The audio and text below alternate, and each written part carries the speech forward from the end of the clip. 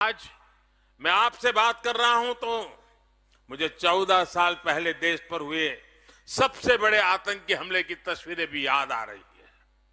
मुंबई पर पाकिस्तान से आए जिन आतंकवादियों ने हमला किया था वो इस समय भी चल रहा था। कल देश और दुनिया ने 26 नवंबर आतंकी हमले के शहीदों को श्रद्धांजलि दी है। साथियों, मुंबई में जो हुआ वो आतंकी पराकाष्ठा थी, लेकिन हमारा गुजरात भी लंबे समय तक आतंक के निशाने पर रहा है। सूरत हो, अहमदाबाद हो, इन शहरों में सीरियल बम धमाकों में बहुत से गुजरात के मेरे भाई बहन मारे गए थे। कुछ महीने पहले अहमदाबाद कोर्ट ने इन गुनहगारों को गंभीर सजा दी है। गुजरात चाहता था कि आतंक का ये खेल खत्म होना चाहिए। भाजपा सरकार ने यहां गुजरात में आतंक के स्लीपर सेल पर बड़ी बारीकी से कार्रवाई की। यहां हम गुजरात में आतंकियों को पकड़ते थे, उन पर कार्रवाई करते थे, लेकिन साथियों, कोई भूल नहीं सकता कि कैसे तब दिल्ली में बैठी कांग्रेस सरकार आतंकियों को छुड़ाने में अपनी पूरी ताकत लगा देती थी। हम कहते रहे कि आतंक को टारगेट करो, लेकिन कांग्रेस की सरकार आतंक को नहीं, मोदी को टारगेट करने में लगी रही। परिणाम यह हुआ कि आतंकियों के हौसले बढ़ते गए। देश के हर बड़े शहर में आतंकवाद सिर चढ़कर बोलने लगा। आप याद करिए, दिल्ली में जब बाटला हाउस एनकाउंटर हुआ तो कांग्रेस के नेता आतंकियों के समर्थन में रोने लगे। कांग्रेस आतंकवाद को भी वोट बैंक की नजर से देखती है, तुष्टीकरण की दृष्टि से देखती है। और सिर्फ कांग्रेस ही नहीं है, अब तो ऐसी भांति भांति के दल पैदा हुए हैं। ये दल भी शॉर्टकट की राजनीति में यकीन करते हैं। उनको तो सत्ता की भूख भी जरा तेज है। वो वोट बैंक की राजनीति करने पर उतारू हैं, अपीजमेंट, तुष्टीकरण के पॉलिटिक्स में इंटरेस्टेड हैं।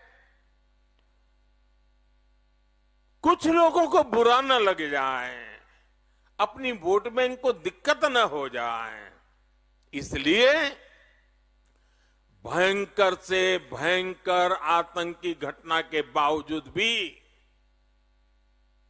ये तुष्टीकरण की राजनीति करने वाले सारे दल, उनके मुंह पे ताला लग जाता है, चुप्पी साध लेते हैं।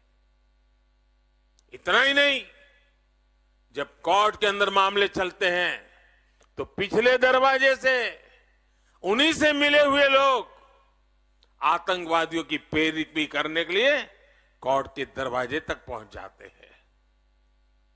भाइयों बहनों, ऐसे दलों से गुजरात को, देश को बहुत सतर्क रहने की जरूरत है। साथियों, 2014 में आपके एक वोट ने, आपके वोट की ताकत देखिए, आपके एक वोट ने आतंकवाद को कुचलने में हमारी बहुत मदद की है। भारत के शहरों में तो छोड़िए, अब सीमा पर भी आतंक फैलाने से पहले आतंकियों के आकाओं को 100 बार सोचना पड़ता है। अब भारत आतंकियों के घर में घुसकर उन्हें खत्म करता है। लेकिन कांग्रेस हो या वोट बैंक के भूखे कुछ दल, ये लोग सर्जिकल स्ट्राइक पर भी सवाल उठाते हैं, हमारी सेनाओं के सामर्थ्य पर भी सवाल उठाते हैं। भाई और बहनों, दुनिया में हम देख रहे हैं कि जिस भी देश ने आतंकवाद को हल्के में लिया, वो आतंक के चंगुल में फंस गया। आतंक की विचारधारा गई नहीं है, कांग्रेस की राजनीति भी नहीं बदली है, और कांग्रेस के सिक्कर के छोटे छोटे नए नए दल भी वोट बैंक की राजनीति के अंदर उलझ गए हैं। वोट बैंक की राजनीति जब तक रहेगी, तब तक आतंक का खतरा बना रहेगा। ये भाजपा की डबल इंजन सरकार है, जो आतंक पर लगाम लगाने के लिए लगातार काम कर रही है। हमें गुजरात को आतंक के खेल खेलने वालों से हमेशा हमेशा बचा के रखना है। रखना है कि नहीं रखना है? रखना है कि नहीं रखना है? गुजरात की जिस पीढ़ी ने कर्फ्यू तक नहीं देखा, 20-25 साल के नौजवानों ने कर्फ्यू नहीं देखा है।